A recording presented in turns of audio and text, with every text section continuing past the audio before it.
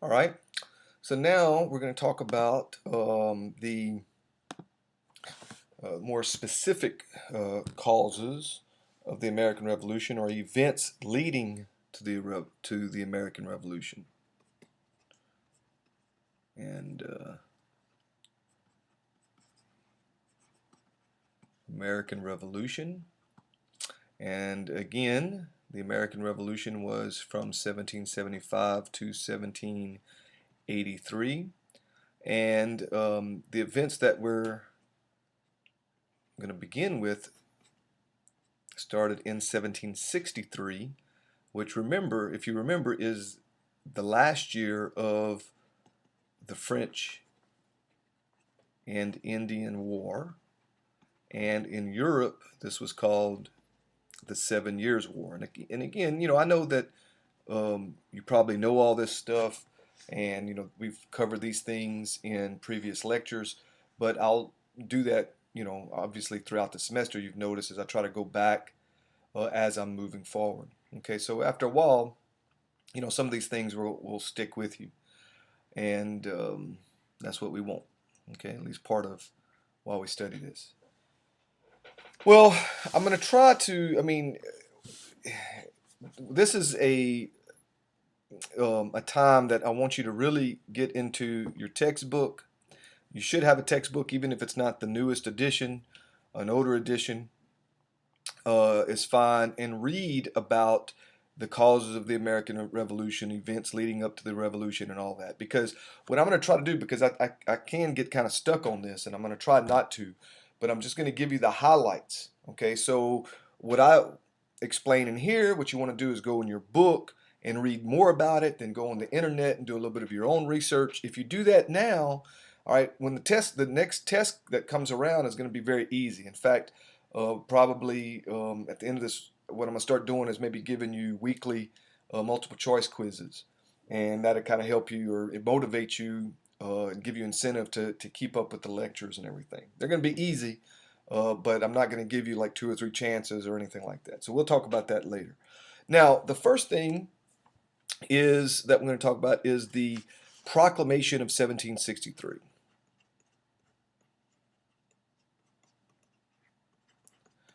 And that's the first event that that kind of helped lead to the American Revolution. Not by itself, none of these things by themselves caused the American Revolution, but this is one of them. So what was the Proclamation of 1763? Well, King George III,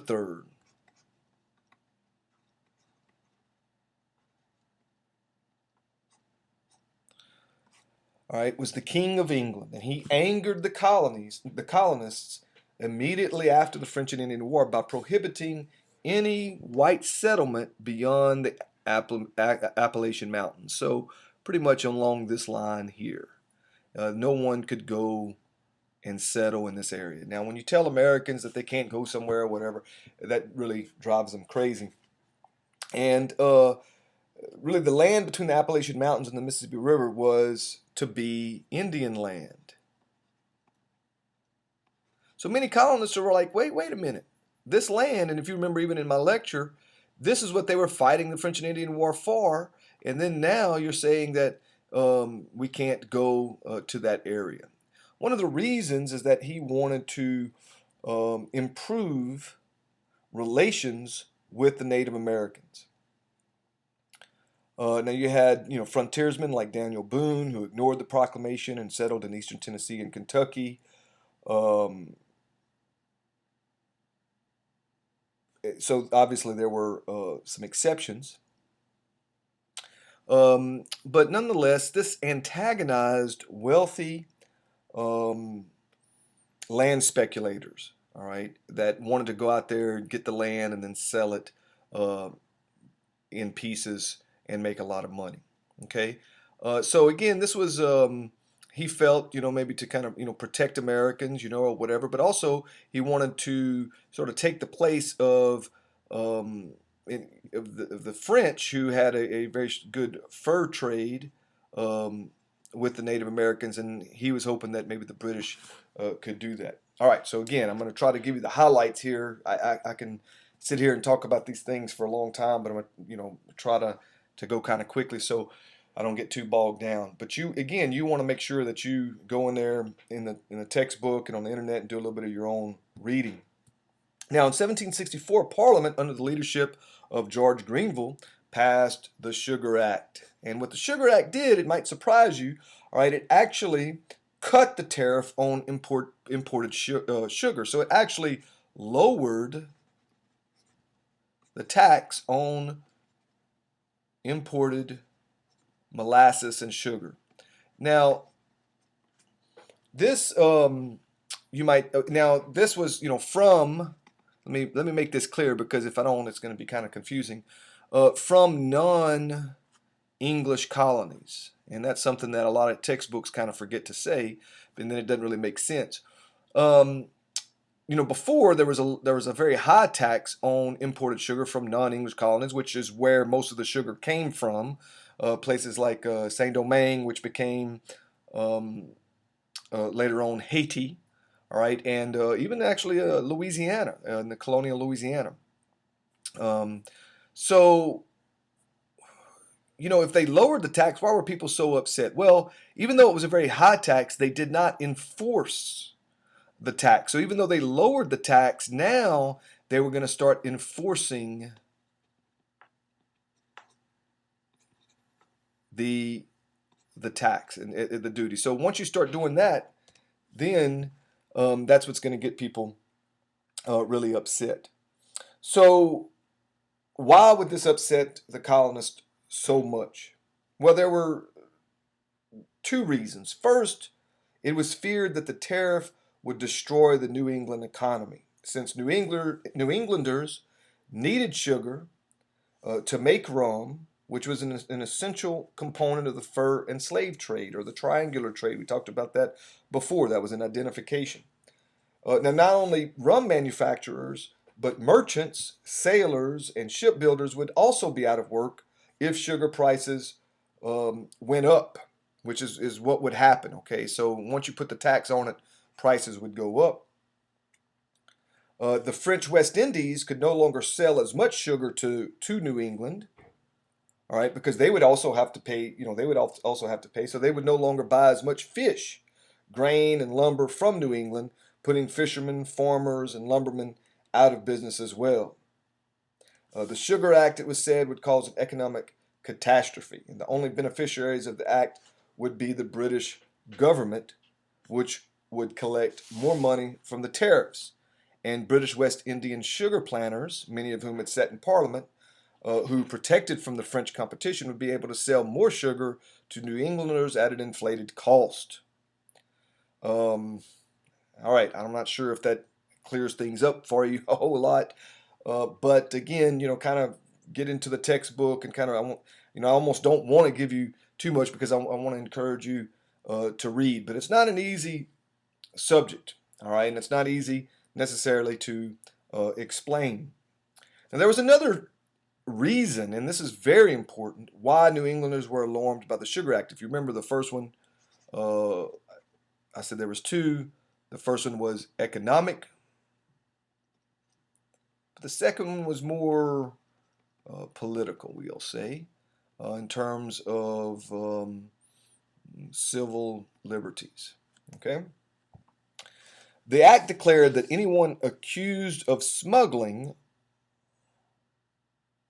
would be tried in admiralty courts.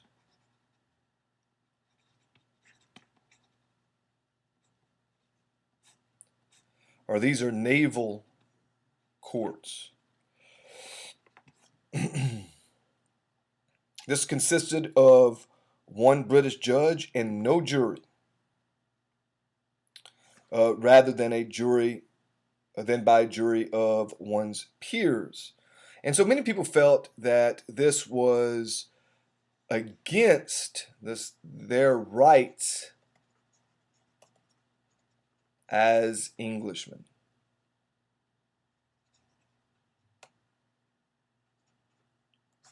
That as an Englishman, as a member of the English Empire, all right, that was something that was guaranteed to them. And this is something that, like I said, really upset many colonists. Okay, so Again, you don't have to go into great detail. If I ask you a question about this, a short answer question or essay or whatever, identification, you don't have to go into all the details, but you do need to know that there was two reasons that it upset him, both economic and political.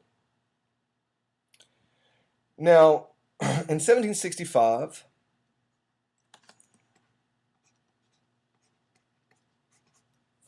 Parliament passed the Quartering Act. The Stamp Act, I'm sorry, the Sugar Act was in 1764, and the Quartering Act was in 1765.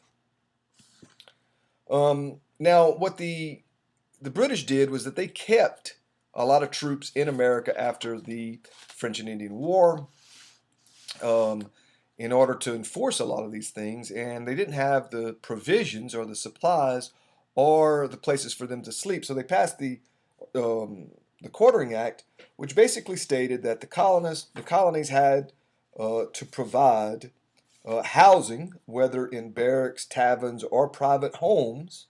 They had to provide cider or beer, firewood, candles, and other supplies for the British troops stationed in America. Now, this act was particularly unpopular in New York, where the British Army had a headquarters and there was a lot of troops there. And you can imagine if you have a private home, you don't want anyone to force you to allow British soldiers in your home. I mean, this is going to upset a lot of people, especially if you have a young daughter. Now, the act was really, well, people really hated it because right after that they passed the Stamp Act, which was really bad, and we'll talk about that in a little bit. All right, but this is something else that angered colonists. Okay, and if you look at the Bill of Rights, okay, there's one of the amendments in the Bill of Rights. Remember, the Bill of Rights is the first 10 amendments, and there's an amendment in there that says that, I think it's the third amendment, that really says that the government cannot do exactly this. Okay, so let me see here.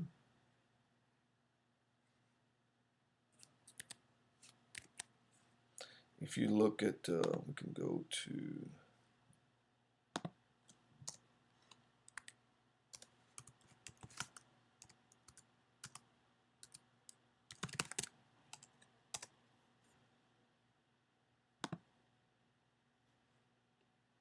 conditions for quarters of soldiers. No soldier shall, in time of peace, be quartered in any house without the consent of the owner, nor in time of war, but in a manner to be prescribed by law. So that's where that comes from.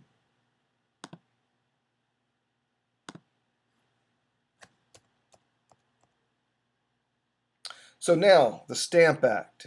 All right, the Stamp Act was passed in, whoops,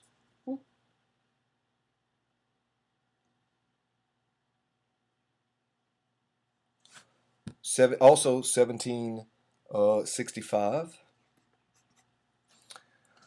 And it united the colonies in a way that even the French and Indian War had not. And decades earlier, when the wise Robert Walpole had been advised to impose a Stamp Act on America, he replied, quote, "I have old England set against me, and do you think I will have New England likewise?" So he knew that this would not be very wise. So what was it? All right. Well, determined to, and this is important, this is what I'm about to say is very important, determined to assert Parliament's right to tax the colonies, all right, Grenville, all right, George Grenville, who was the Prime Minister in England,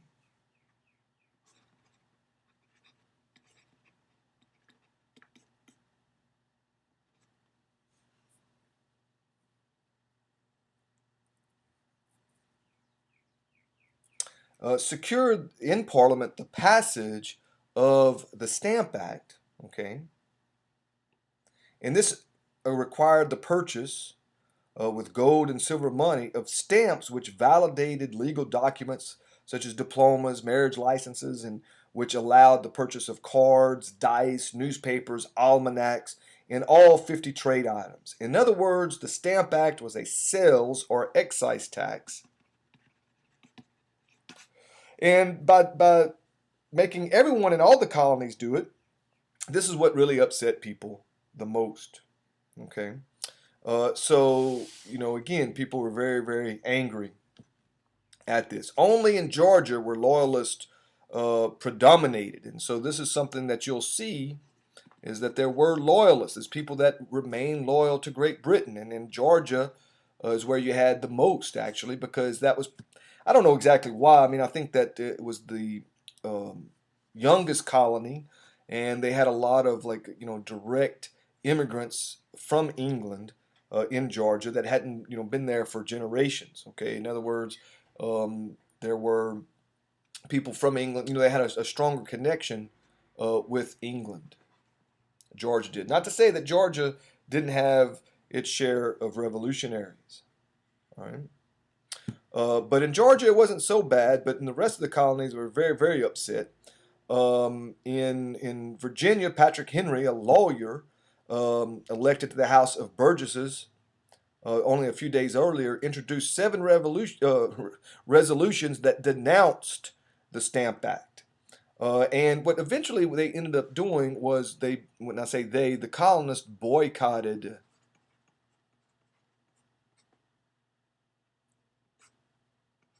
goods. All right, they called for a boycott of British goods. And eventually that did lead to the repeal of the Stamp Act. But in 1767,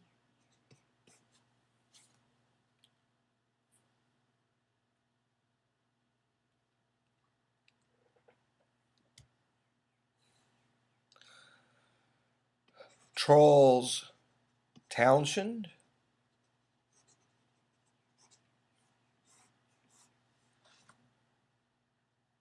who was the kind of like the finance minister. He was called Champagne Charlie because he would get drunk and give speeches to Parliament. All right. He was talking about different ways in which they could get out of debt. And somebody said, "You dare not tax the colonies.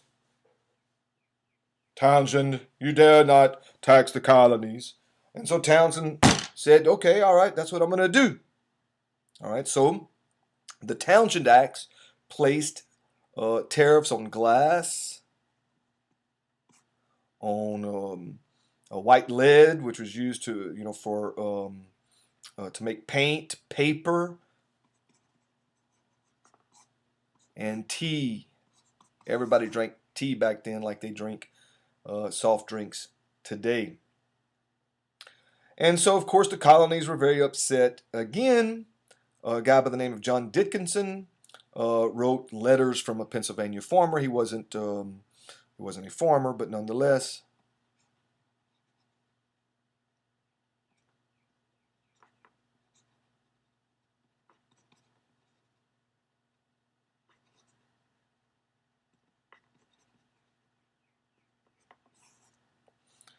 In which basically he said that you had 3 kinds of taxes.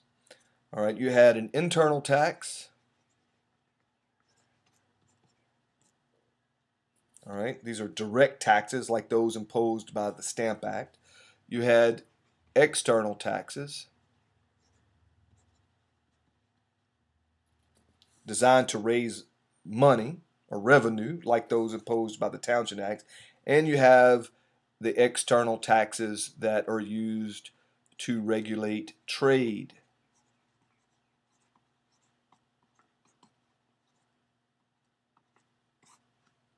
So basically, Dickens said that Parliament could only impose this one and not these. So this again, like I said, upset many people. And so what did they do? Well, they called for another boycott of British goods.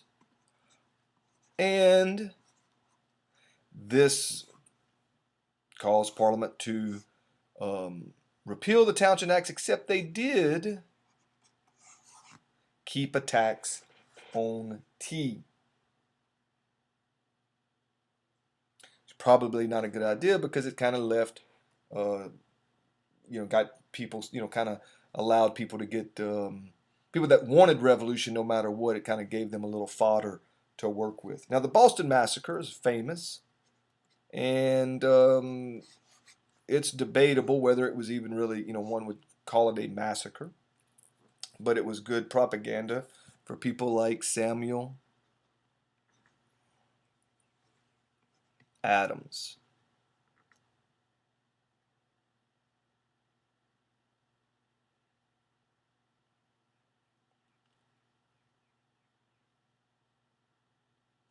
So, what was the Boston Massacre? All right, well, the origin of the so-called massacre really goes all the way back to something that Townshend did in 1768. All right, and he was determined that Boston was the leading troublemaker, which was pretty much true. And the British ministry dispatched 4 regiments there. Now, this was stupid, and I'm going to tell you why. Because it was just enough people, all right, to upset. It was just enough people to upset. 4 regiments was enough soldiers to make the citizenry mad, but really not a whole lot if something happened that they could have suppressed it very quickly, and especially when they moved some of the soldiers out a little bit later on. Now, in Boston, they had a group called the Sons of Liberty, led again by Sam Adams.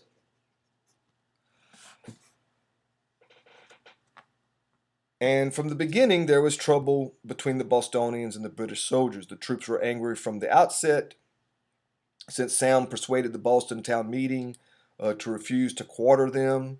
The soldiers had to sleep on the icy ground in the first winter, later in warehouses. It was miserable.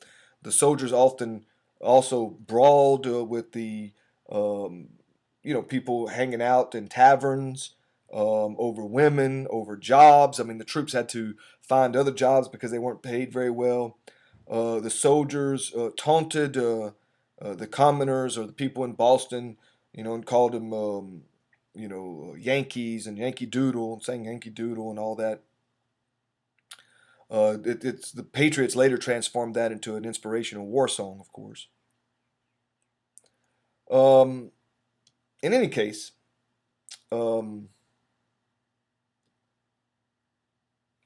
people in other colonies, from the writings of people like Sam Adams, and really basically what was propaganda, called what was going on in Boston an occupation. Okay, and that upset a lot of people. Well, when the British removed 2 of the 4 regiments in Boston, Sam Adams decided that it was safe to make a move. And on March 2nd, 1770,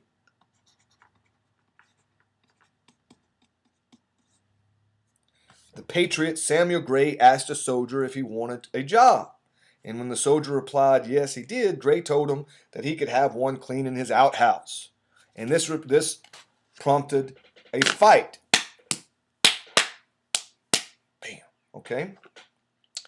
The next morning, Samuel Adams circulated handbills or flyers all over town, all right, allegedly written by the soldiers, which they weren't, declaring their intention to attack the town. So, on March 5th, 1770,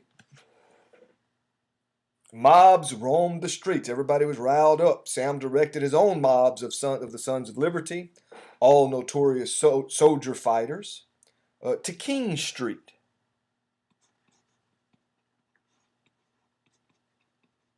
In Boston. And there was soldiers lined up outside the customs house where they had British officials, and people, were hollering. They were calling the soldiers names. I'm not going to repeat some of the names. One was lobster back. That's not so bad. That's not profanity, so I can say that one. But you can use your imagination here. And all of a sudden, somebody yelled fire. Nobody knows who. All right. I was there actually, but I wasn't really that involved. I was just right around this area here. I don't know if you know that, but I was reincarnated. I had 27 lives. Anyway, it was kind of crazy that day. I don't really want to talk about it in too much detail. But it was just nuts. Okay.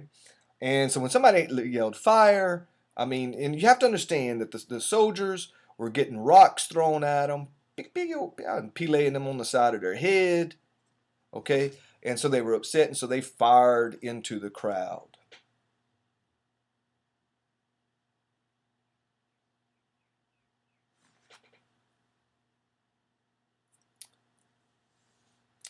Now, within hours of this, they killed 5 and wounded 6. Within hours of this, Sam Adams had propaganda out there, flyers and everything denouncing the bloody massacre. All right, and everybody saw this. How he was able to circulate everything in so short a time? Well, he had already printed everything the day before and added the names of those killed the next day. So again, Sam Adams was what you call a great propagandist. Okay, and he was someone that employed what's known as the big lie to great effect. Adolf Hitler used this, and basically the idea of the big lie in propaganda is that the bigger the lie, the more people will believe it. Okay, because people in general they'll lie about little things. They'll lie to their girlfriend, like, oh, uh, does this dress look good? Oh yeah, it looks good, baby. So little lies. Okay, the women, might lie to their boyfriends about certain things. Little things. Not to hurt their feelings. Or we lie, maybe a little bit every day just to get by. One may call it diplomacy.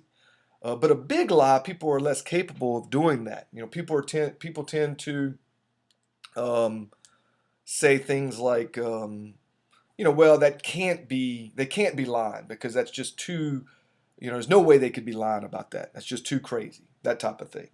And so Sam Adams was really good about that. Now, strangely enough, the John Adams, who was Sam Adams's cousin, they may have been second cousins.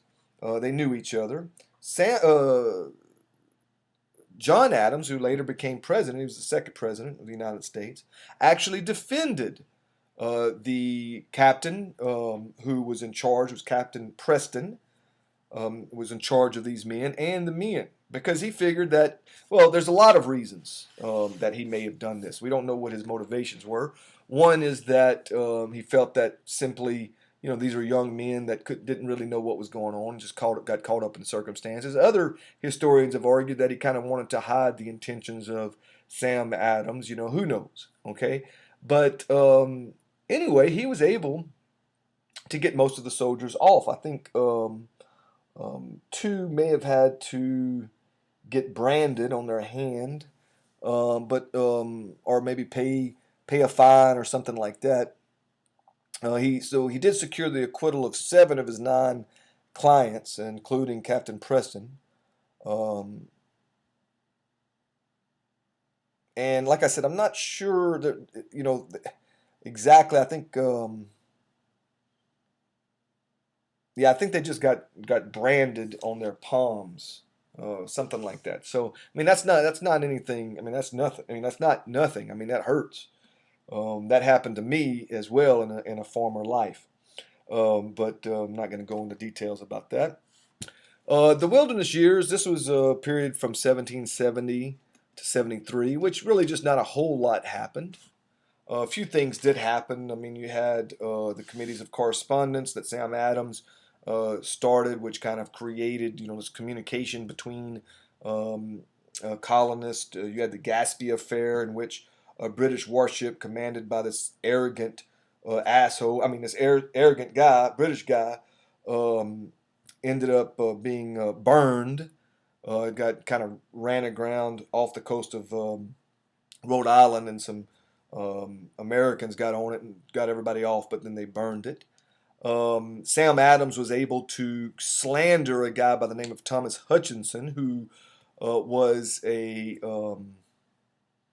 who was the first person that was born in Massachusetts that became a governor of Massachusetts for the crown.